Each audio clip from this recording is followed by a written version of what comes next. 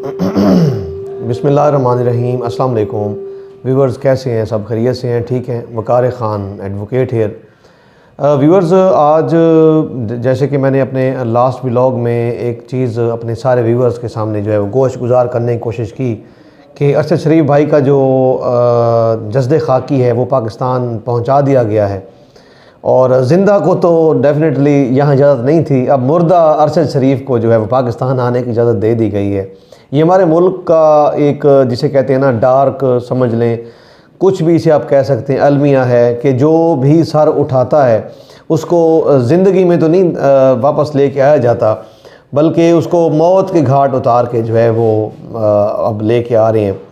तो उनको जो है वो अपने घर इस्लामाबाद में जो है पहुंचा दिया गया है। और उसके साथ जो हमने चीज़ शेयर करनी है उसके बाद में आता हूँ, वो है जो लास्ट स्टेटमेंट थी इसकी फैसल वाउडा की, वो जो अब तक एक ब्रिज का किरदार अदा कर रहा था बिटवीन इमरान खान और इस्टेब्लिशमेंट के, अब जो उसने अपनी कोई भौंडी सी बातें जो है वो रात आके की हैं जिनको पब्लिक ने सीरियसली नहीं लिया, उसके बारे में भी आते हैं।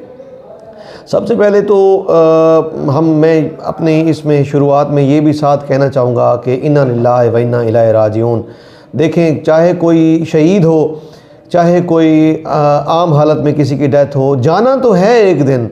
आलम बरज़ख में आपने एक दिन अल्लाह पाक के सामने पेश तो होना ही होना है, लेकिन क्यों ना अरशद शरीफ बन के जो है इस दुनिया से जाया जाए, जब आपको वहाँ के फरिश्ते जो हैं वो भी वेलकम कह रहे हों। ठीक है, दुनिया में उसे इमाम हुसैन को भी आप समझ लें तो यजीदियत के सामने तो उनको भी रियलिटी में तो यही था कि इनको शिकस्त हुई है, लेकिन जो जीत उनको हुई थी वो आज तक कभी किसी को नहीं हुई। यजीदियत हमेशा के लिए मुर्दा हो गई और हुसैनियत आज तक ज़िंदा है और हमेशा रहेगी, क्योंकि वो जन्नत के सरदार थे और वो हमेशा रहेंगे। अरशद शरीफ ने इन ताकतवर हलकों को जो है वो बेनकाब करने का पूरा उसने मेहनत की, जिसकी वजह से ये इन्होंने फुल कोशिश की उसको खामोश करने की। पहले एयरवाई से उनको निकलवाया, उसके बाद दुबई वो गया। दुबई में, जैसे मैं लास्ट व्लॉग में, अब इसमें मैं ज़्यादा बात नहीं करना चाहूँगा क्योंकि लास्ट व्लॉग में मैंने हर चीज़ डिटेल में जो है वो बताई हुई है कि कैसे उसको किस किस कंट्री में वो गया, उसने पनाह लेना चाहिए। कि पाकिस्तान में जो होता है वो सहाफ़ियों को तो नंगा किया जाता है, सहाफ़ियों के साथ उनकी जो है असमदरी की जाती है, उनको इस हद तक मफलूज कर दिया जाता है कि वो सिर्फ़ और सिर्फ अगर कोई बात करें तो गवर्नमेंट के हक़ में, अगर कोई गवर्नमेंट के अगेंस्ट बात करे तो या तो वो उसको नंगा कर दिया जाता था जेलों में, या जो है वो उनको मुल्क से जो है एग्ज़ाइल कर दिया जाता था। तो ये तो कोई तरीका नहीं है। इस बेस पे अरशद शरीफ को जो है, मैंने लास्ट ब्लॉग में ये चीज़ आपको जो है वो कोशिश की है बताने की कि किस किस कंट्री में जो है उसने कोशिश की जाने की और कहाँ कहाँ से उसे निकलवाया गया। जी, उसे कहा गया कि भाई 48 घंटों आपके पास 48 घंटे हैं, आप यहाँ रहना चाहें तो रह सकते हैं, नहीं तो आपको पाकिस्तान के हवाले कर दिया जाएगा। नहीं तो उसमें अगर आप यहाँ नहीं छोड़ेंगे हमारा मुल्क, दुबई जैसी है या यूके है, तो डेफिनेटली आपको जो है वो पाकिस्तान के हवाले कर दिया जाएगा। तो उस बेचारे ने पता नहीं कहाँ कहाँ से अपने मुल्क को छोड़ के जो है वो दूसरे मुल्कों में जो है जाने पर मजबूर था। क्योंकि आप ख़ुद देख सकते हैं शहबाज गिल के साथ क्या हुआ, आज़म सवाती के साथ क्या हुआ। He is a member of parliament, उसके पास तो इतने इख्तियारात हैं, वो किसी इदारे को भी चाहे पार्लियामेंट वो बुला सकती होती है। और हमारे पार्लियामेंटेरियंस का हाल ये है कि वो ज़लील ख्वार हो रहे हैं।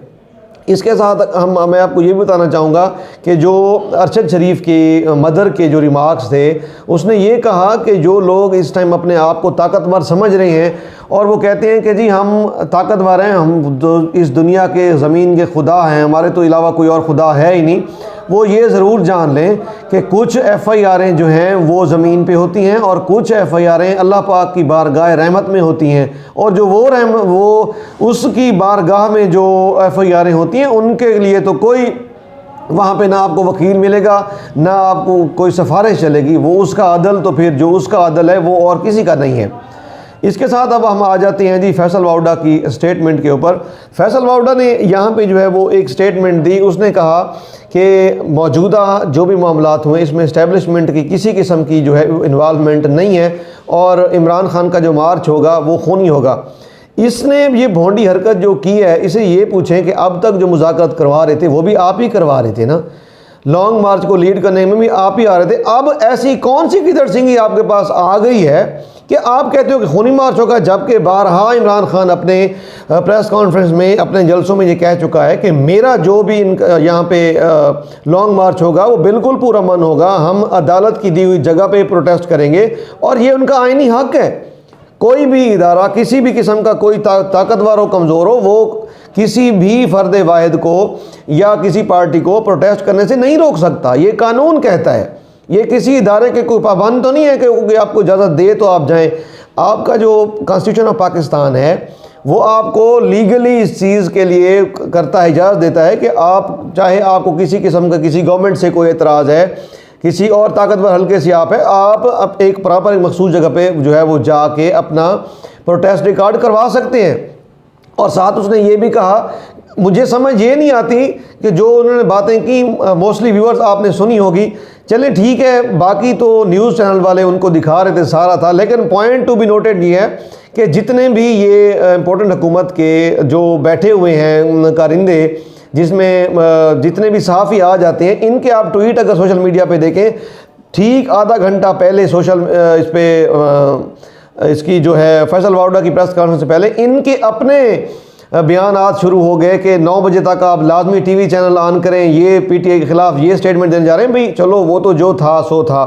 फैसल वाउडा तो ज़ाहिर बात है पीटीआई का एक एक्स एमएनए भी है, टिकट होल्डर भी है, उसका आपको कैसे पता कि वो ये बातें करने जा रहा है। और दूसरी मेन पॉइंट बात कि निजी चैनल तो उसको दिखाएं, पीटीवी किस हैसियत से उसको दिखा रहा था, वो भी लाइव, वो भी 9 बजे के खबरनामे में।